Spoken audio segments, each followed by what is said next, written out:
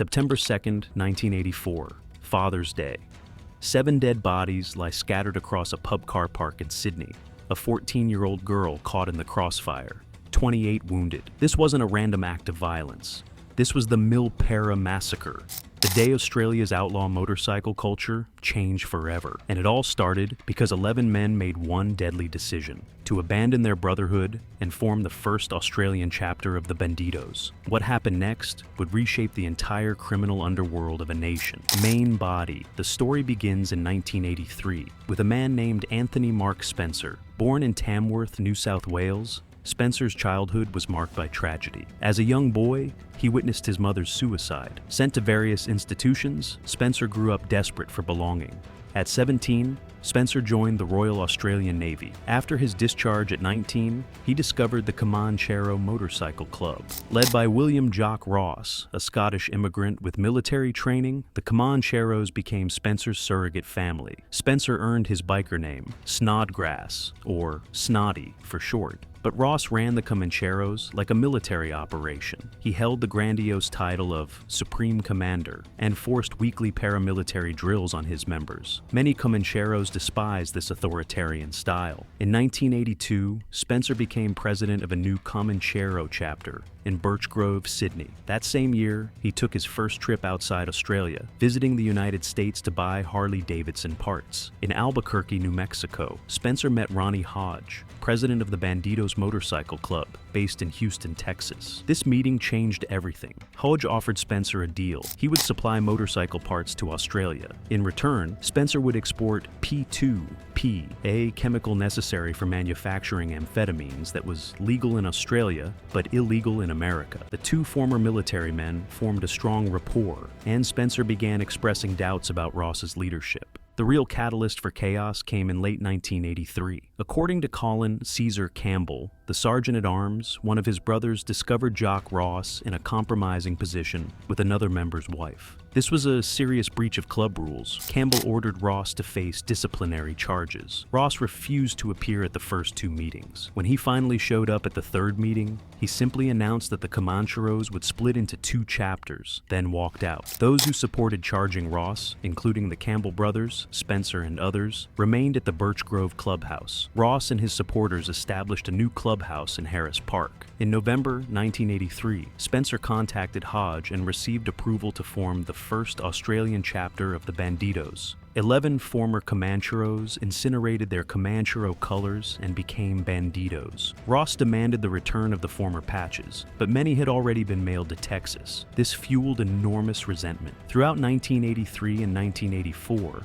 violence between the clubs intensified. On August 9, 1984, 3 Comancheros were beaten by Bandidos at the Bull and Bush Hotel. 2 days later, war was officially declared in a phone call between Ross and Spencer. The Comancheros immediately barricaded their clubhouse and placed an armed sentry on the roof. Then came the setup for disaster. An advertisement appeared for a British motorcycle club swap meet at the Viking Tavern in Milperra, scheduled for 10 a.m. on Sunday, September 2nd, 1984. Father's Day. At approximately 1 p.m., 19 armed Comancheros, led by Jock Ross, entered the Viking Tavern car park. Ross planned a tactical ambush based on the Bullhorn ambush from the Anglo-Zulu War. But Ross got distracted dealing with members of the Mob Shitters, another rival club. Some Comancheros, thinking the Bandidos weren't coming, went inside the tavern bar. At 1:20 p.m., 34 Bandidos arrived late. The Comancheros, now scattered around the car park, were caught off guard. The Bandidos pulled up, distributed guns and weapons, then moved to confront their rivals. Bandidos Sergeant-at-Arms Colin Caesar Campbell led the march toward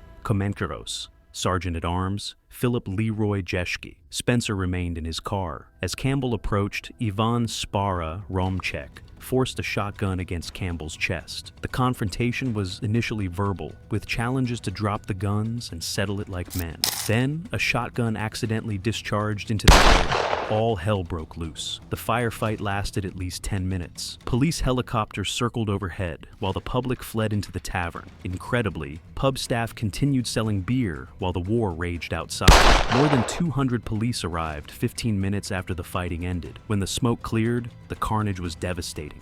4 Comancheros lay dead: Robert Foggy Lane, Philip Leroy Jeschke, Ivan Spara Romchek, and Tony Dog McCoy. 2 Bandidos were killed: Mario Chopper Cianter and Gregory Shadow Campbell. But the most tragic victim was Leanne Walters, just 14 years old, attending the swap meet with her father's friend. She was shot in the face with a stray .357 Magnum bullet. 28 others were wounded, with 20 requiring hospitalization. The court case that followed was one of the largest in Australian history. 43 people were originally charged with 7 counts of murder. The trial lasted over a year, with 332 days of evidence, costing approximately $11 million. Bernard Podgorski, secretary of the Bandidos, was granted immunity after turning Queen's evidence. On June 12, 1987, the jury announced verdicts: 63 murder convictions, 147 manslaughter convictions, and 31 convictions for affray. 5 Comancheros received life sentences for murder. 16 Bandidos received 7 years for manslaughter. But Anthony Spencer never stood trial. Held in Parklea Prison, Spencer became increasingly depressed. He felt crushing guilt over Leanne Walters' death and responsibility for his fellow Bandidos being imprisoned. On Valentine's Day 1985, he received a card: "To dear Snoddy, all my love, Leanne Walters." On April 28, 1985, Spencer was found dead in his cell. He had hanged himself. He was 30 years old. His diary revealed his overwhelming guilt. The Milperra Massacre had immediate consequences. The New South Wales Firearms and Dangerous Weapons Act was amended to require a good reason for carrying firearms in public. The massacre became a catalyst for significant changes to gun laws across Australia. But the violence didn't end. The Bandidos expanded rapidly throughout Australia, eventually growing to 45 chapters, with approximately 400 members. The club recruited from various ethnic backgrounds and formed alliances with the Diablos, Mob Shitters, and Rock Machine, while maintaining bitter rivalries with the Comancheros, Hells Angels, and Rebels. In early 2007, history repeated itself. More than 60 members of the Nomads defected to the Bandidos, triggering a new eruption of violence involving firebombings and drive-by shootings. New South Wales Police launched Operation Ranmore, which resulted in 340 people arrested on 883 charges by January 2008. In 2008, Bicky violence reached critical levels with 13 shootings in Sydney in just 2 weeks. Ross Roscoe Brand, a Bandidos enforcer, was shot in the head, leaving the Geelong clubhouse in October 2008 and died 7 hours later.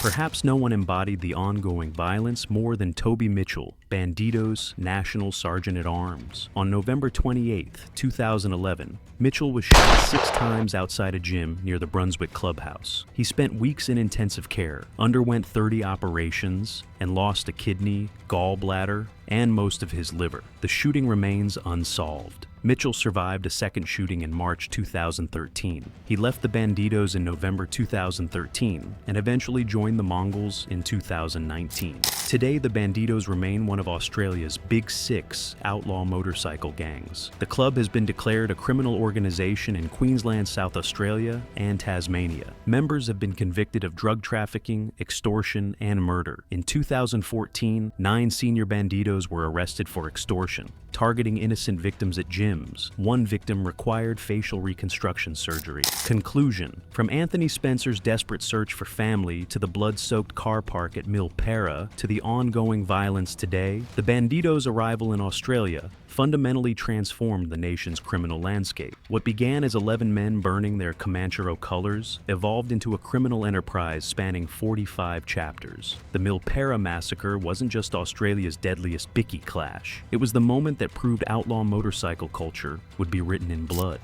The Bandidos didn't just change Australia's biker wars, they made them permanent.